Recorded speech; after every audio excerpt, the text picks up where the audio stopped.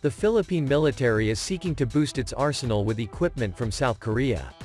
A team of defense and military officers was in South Korea last week for a joint visual inspection of used rocket systems and a surplus warship that will be handed over by the Seoul government, said the security official familiar with the matter. The Philippine Army and Philippine Marine Corps are likely to be recipients of 22 Kooryong multiple launch rocket systems from the Korean Army. These would include equipment and ammunition. These were expected to be handed over to the Philippines in the next few months, though this was first publicly announced in 2019. Philippine Navy representatives examined the decommissioned Pohang-class corvette ROKS Andong, PCC 771, at the Jinhae naval base in South Korea. It was found to be in good operating condition. If the transfer pushes through, the vessel will be the Philippines' second donated ship by South Korea, which 2 years ago handed over a second-hand Pohang-class corvette ROKS Chungju, PCC 762, now called BRP Conrado Yap, PS-39. South Korea has been a major source of military hardware for the Philippines, from military trucks to light fighters. In the past year, Hyundai Heavy Industries delivered 2 Rizal-class frigates for the Philippine Navy worth 16 billion pesos.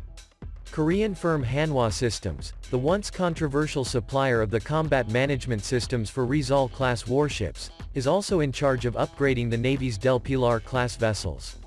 Hanwha pledged in 2019 to donate a simulator training center for the Navy. The donation came ahead of an anticipated big-ticket procurement for a pair of brand-new corvettes from South Korea's HHI for 28 billion pesos, a plan that has been announced since 2019 but it faced setbacks due to budgetary constraints and the global health problem. HHI has been declared as the single responsive offerer for the Navy's corvette acquisition project, in what could be one of its biggest procurements so far in efforts to modernize its fleet. These ships are envisioned to be more advanced than Rizal-class warships also built by HHI. The Department of National Defense was expected to issue the notice of award to HHI in the coming weeks, once the special allocation release order is approved by the Department of Budget and Management. A team of Navy personnel conducted a post-qualification inspection in South Korea in October, following the conclusion of negotiations with HHI.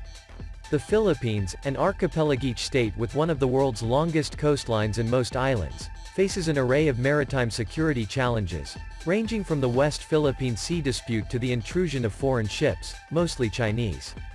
The ill-equipped Philippine Armed Forces, one of the weakest in the region, has been trying to upgrade its capabilities in recent years with its meager budget. As the Navy pivots to more capable ships, it appears bent to go ahead with its plan to retire vintage vessels, even without immediate replacements.